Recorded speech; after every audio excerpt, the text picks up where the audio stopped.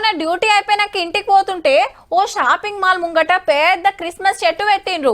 లైట్లతోని decoration చేస్తే ఏమన్నున్నదా, తోవెంట పోయేటోళ్ళంతా వచ్చి సెల్ఫీలు గుంజుడు.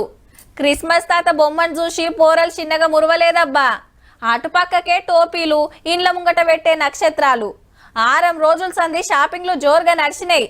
ఇంకొన్ని గంటలైతే క్రిస్మస్ పండుగనే. మరి అంతటెట్లుందో ఓ పార్ చూసొద్దాం పాన్రి. రంగురంగుల కరెంటు బుగ్గల నడుమ శవక్కుమంటున్నాయిలే. తెల్లారితే క్రిస్మస్ పండుగ. మరి 2 రోజుల ముందుకెళ్లే చర్చిలు మంచిగా రెడీ చేసిండ్రు.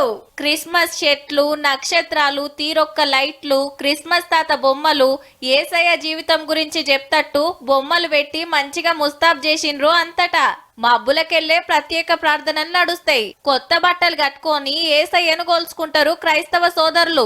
మెదక్లో జరిగిన క్రిస్మస్ సంబురాలకు పోయి కేక్ కటింగ్ చేసి పండుగ శుభాకాంక్షలు చెప్పిండు మంత్రి వివేక్ వెంకట స్వామి సారు. నేను కూడా చిన్న ఉన్నప్పటి నుంచి చర్చ్ కి వెళ్ళేవాడిని మా స్నేహితులతో, క్రిస్టియన్ సోదరులతోని. అప్పుడు వెళ్ళినప్పుడు నేను కూడా చాలా నేర్చుకున్నాను. ఎంత ఓపిక ఉండాలి, ఫర్గివ్నెస్ ఏం చేయాలి. ఈగటు మెదక్ పెద్ద చర్చి సుత పండుగకు రెడీ అయింది. ఆసియాలనే 2వ అతిపెద్ద చర్చి. మరి పండుగ ముచ్చట్లు మొత్తం మరుచుకొని వస్తాను పోయింది మా చంద్రవ్వ. మరి మెదక్ చర్చి గురించి ఏం చెప్తుందో చూద్దాం. క్రిస్మస్ పండుగ వస్తున్నదని మెదక్ చర్చి చూద్దాం అంటాను వచ్చిన. చిన్న మీదికి లేదమ్మా, పేదగున్నది. ఇదంతా కట్టడం కూడా మామూలుగా సిమెంట్ వేసి ఇసుకేసి కట్టిన కట్టడం కాదు. ఇదంతా డంగు సున్నంతో చేసింది చూడండి.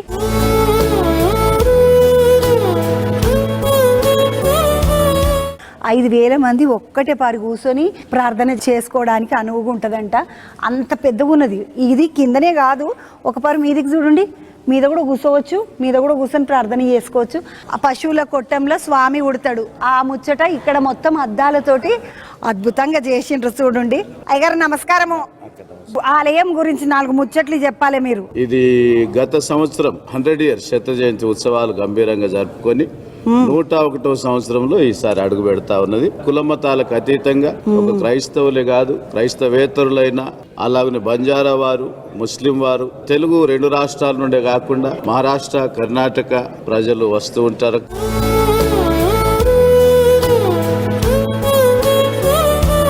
గుడిని చూడడానికి మస్తు పబ్లిక్ వస్తూనే ఉన్నారు. ఏడికేడికి పోకుండా వచ్చిండ్రు. ఇడికి 7 పాయల దుర్గమ్మ కాడ చూసిండ్రు. మళ్ళీ ఇడికి వచ్చిన. ఎట్లా అనిపిస్తుంది ఇడికి వస్తే? మంచిగా అనిపిస్తుంది.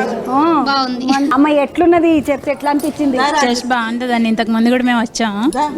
కేసలాగా ఈ చర్చ్ ఆపుకో.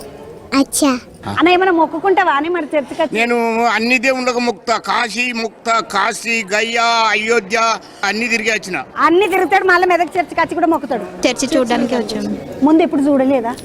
ఎట్లా అనిపించింది చూస్తే? బాగుంది మేడం.